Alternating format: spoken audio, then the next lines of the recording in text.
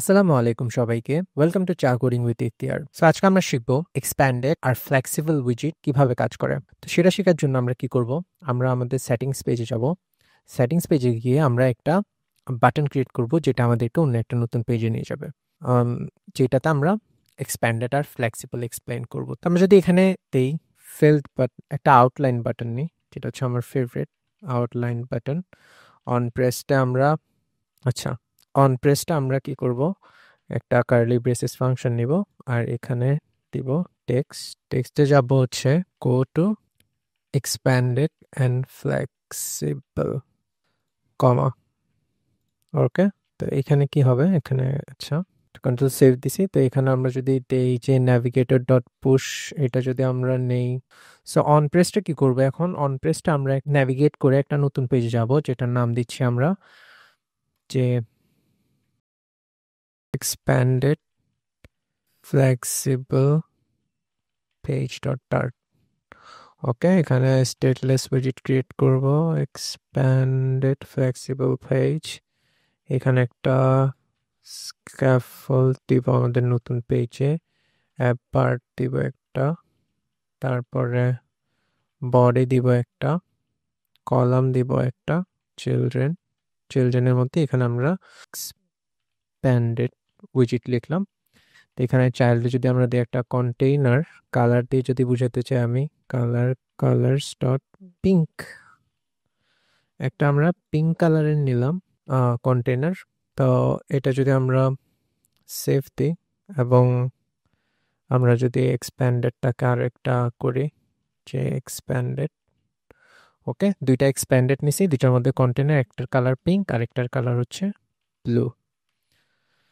আচ্ছা, তো এখন আমরা এই এক্সপ্যান্ডেড পেজটাতে নেভিগেট করব আমাদের সেটিংস পেজ থেকে নেভিগেটর ডট পুশ দিয়ে, যাতে ব্যাক বাটনও থাকে। তারপর আমরা কি করব? এটা ম্যাটেরিয়াল পেজ রাউট, এখানে বিল্ডারে কার্লি ব্রেসেসের কনটেক্সট রিটার্ন যে এক্সপ্যান্ডেড ফ্লেক্সিবল পেজ সেমাইকোলন সেভ। তো এখন আমরা সেটিংসে গেলে এখানে গো টু এক্সপ্যান্ডেড অ্যান্ড ফ্লেক্সিবল এখানে লেখা আছে, এটাতে যদি ক্লিক করি আমরা, সো এটা হচ্ছে আমাদের এক্সপ্যান্ডেড আর ফ্লেক্সিবল পেজ। আমরা এখানে এক্সপ্যান্ডেড দিছে। আচ্ছা, আগে আমরা একটা জিনিস এক্সপ্লেন করি। যদি শুধু আমরা কলামের মধ্যে এক্সপ্যান্ডেড দিই তাহলে এটা পুরা স্ক্রিন দখল করবে। আবার যদি আমরা দুইটা দেই এক্সপ্যান্ডেড তাহলে দেখো 50-50 দুইজন শেয়ার করছে।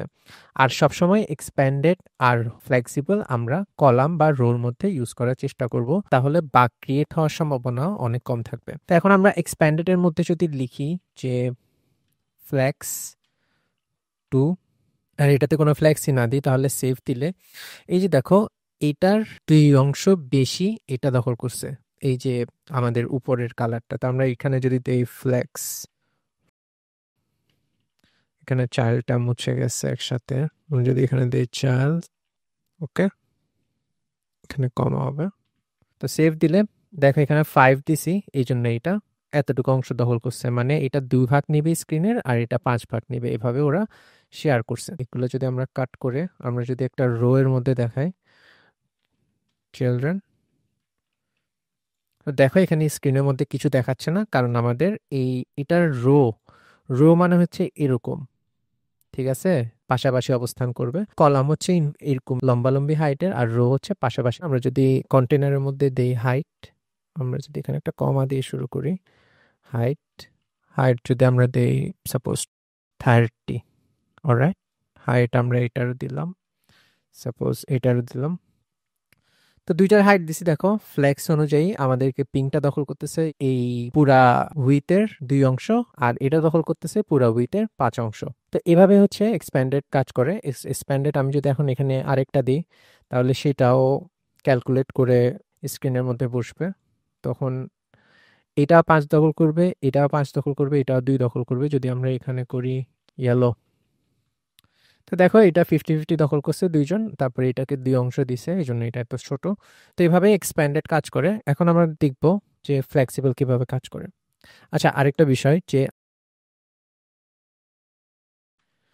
চাইল্ড দিয়ে আমরা যদি লিখি টেক্সট যে হ্যালো ওয়ার্ল্ড, এই যে দেখো এটা এই 2 ফ্ল্যাক্সের মধ্যে আছে। তো আমরা যদি এটা এখানে দিই তাহলেও এটার কিছু হয় নাই। আচ্ছা, তো এখন দেখো আমরা রো এর মধ্যে 2টা এক্সপ্যান্ডেড নিছি, 2টা এক্সপ্যান্ডেড, একটা ফ্ল্যাক্স দিছি 5 যেটা 5 দখল করতেছে, আরেকটার ফ্ল্যাক্স দিছি 2 যেটা 2 অংশ দখল করতেছে আমাদের পুরো স্ক্রিনের। তো এটা দেখো এখানে আমরা এক্সপ্যান্ডেড এর মধ্যে লিখছি হ্যালো ওয়ার্ল্ড, যেটা হচ্ছে পুরা এক্সপ্যান্ডেড এর মধ্যে হ্যালো ওয়ার্ল্ড লেখা উঠছে এবং এখানে কোনো আমাদের উইথ কমে নাই। তো আমরা যদি এটাতে এক্সপ্যান্ডেডটাকে যদি আমরা দিই ফ্লেক্সিবল, তখন দেখো কি হয়, আমাদের যে চাইল্ড আছে চাইল্ড অনুযায়ী আমাদের ফ্লেক্সিবল, এটা ফ্লেক্সিবল হয়ে গেছে এবং আমাদের কন্টেনারটা সাইজ এই চাইল্ডের সাইজের সমান হয়েছে। তো আমরা যদি এখন এখানে আরো এগুলা লিখি, এভাবে যদি লিখতে থাকি, তো এটা ওই অনুযায়ী বাড়বে। তো এটা হচ্ছে ফ্লেক্সিবল। ফ্লেক্সিবল এটার যে চাইল্ড আছে চাইল্ডের সাইজ মেজার করে চাইল্ডের সাইজের সমপরিমাণ হয়, কিন্তু এক্সপ্যান্ডেড সেটা হয় না। এক্সপ্যান্ডেড যতটুকু জায়গা পরিমাণ দখল করা সম্ভব ততটুকু এক্সপ্যান্ডেড দখল করে। এটা দেখো এখানে 5 থাকলেও এটা কিন্তু 5 পরিমাণ এখন দখল করতেছে না, এখানে দেখো খালি রেখে দিছে, শুধুমাত্র এই যে যতটুকু পরিমাণ এটা আছে, এটা চাইল্ড আছে, ততটুকু পরিমাণই ফ্লেক্সিবল দখল করতেছে। সো এভাবেই মূলত ফ্লেক্সিবল আর এক্সপ্যান্ডেড কাজ করে। আর একটু ডিটেলসে যাচ্ছি না, বাট বেসিক প্রেমিস হচ্ছে ফ্লেক্সিবল হচ্ছে এটা চাইল্ডের সমপরিমাণ জায়গা দখল করে এবং এক্সপ্যান্ডেড হচ্ছে যতটুকু জায়গা সম্ভব, ইভেন দো এটা চাইল্ড আছে, যতটুকু জায়গা সম্ভব ততটুকু জায়গা দখল করবে। আজকের জন্য এতটুকুই, পরবর্তী ভিডিওতে দেখা হবে। ধন্যবাদ।